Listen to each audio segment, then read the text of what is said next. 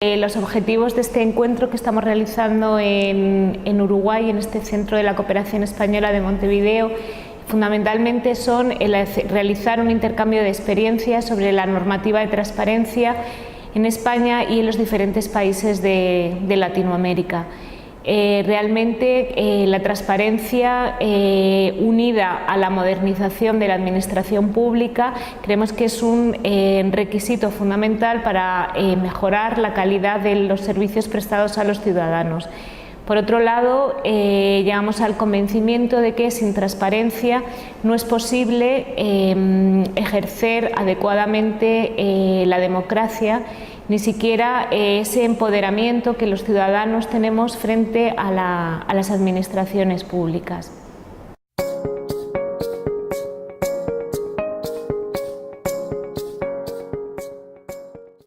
En España la normativa de transparencia, la ley de transparencia, es una ley reciente, relativamente reciente, del año 2013. Sin embargo, sí que es cierto que desde que España entra en la Alianza de Gobierno Abierto en el año 2011 se han venido realizando importantes reformas dentro de la administración pública en aras a la consecución de esta transparencia.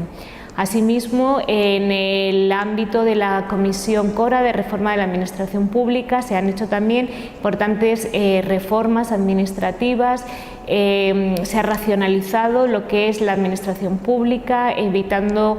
tanto duplicidades en los órganos administrativos como racionalizando también las cargas administrativas de los ciudadanos. Por ello, aunque la normativa de transparencia es bastante reciente, sí que es cierto que se ha venido trabajando en la transparencia, en esta materia, pues prácticamente desde el año 2005, en el que incluso se aprueba una normativa para la aplicación del modelo FQM dentro de la administración pública española. Se aprueban, entre otras cosas, las cartas de servicios de los distintos servicios y órganos de la administración pública, y además también se instrumenta toda una estructura para la tramitación de quejas y de sugerencias de los ciudadanos que, entre otras cosas, bueno, pues sirven para conocer cuáles son las quejas, cuáles son los fallos, digamos, de esta administración pública en su relación más directa con los ciudadanos.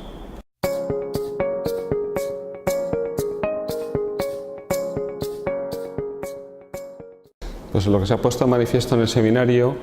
es como todos los países han iniciado una senda de promulgación de distintas disposiciones, normalmente empezando por una serie de leyes y continuando con reglamentos o instrucciones que han permitido, digamos, poner en marcha todo un nuevo, digamos,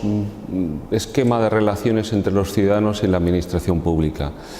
Esto se ha venido manifestando tanto no solamente por problemas a lo mejor de corrupción, sino en el ámbito, ya digo, de las relaciones entre las administraciones y los ciudadanos. Muchas administraciones o muchos gobiernos o distintos países han introducido no solamente aspectos relacionados, ya digo, con la transparencia, sino también con la propia relación con las administraciones. ¿En qué sentido? Pues en el sentido de publicar, digamos, nuevas formas de acceso y de petición de información por parte de los ciudadanos a las distintas administraciones públicas. El problema que surge en muchos países, sobre todo en estos grandes países de Sudamérica, es que tiene unas extensiones enormes con grandes zonas rurales en los cuales, digamos, mientras que en las zonas urbanas o nosotros conocemos en la Unión Europea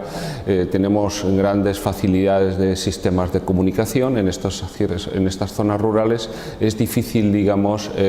tener digamos, redes de alta velocidad para temas internet, etcétera. Con lo cual todavía en estos países tienen que combinar, digamos, estos nuevos métodos de acceso de sistemas de información con los métodos tradicionales, unido incluso, por ejemplo, en determinados países en los cuales todavía tienen problemas, digamos, de analfabetismo, por ejemplo. Entonces, pero se ha producido, yo digo, un avance espectacular en todas estas materias, ¿no? Y esto se constata y la verdad es que es un motivo de alegría, digamos, ver cómo en toda Latinoamérica, Sudamérica, se están promoviendo todas estas iniciativas, que no son de ahora, ya llevan una serie de años, pero en unos países han entrado en vigor hace unos cuantos años y en otros están, digamos, empezando a rodar con estas experiencias, ¿no?